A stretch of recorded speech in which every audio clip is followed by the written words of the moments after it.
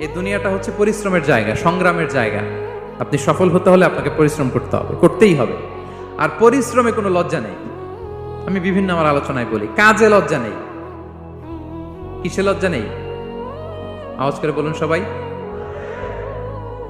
কাজে লজ্জা নেই। লজ্জা হচ্ছে অলসতায়, লজ্জা হচ্ছে হাত পাতায়, লজ্জা হচ্ছে অকর্মণ্যতায়। কাজে লজ্জা আছে? লজ্জা কিসে বলেন সবাই? লজ্জা হচ্ছে অলসতায়, অকর্মণ্যতায়। যারা কাজ না করে ফুটানি মারে ওইটাতে লজ্জা।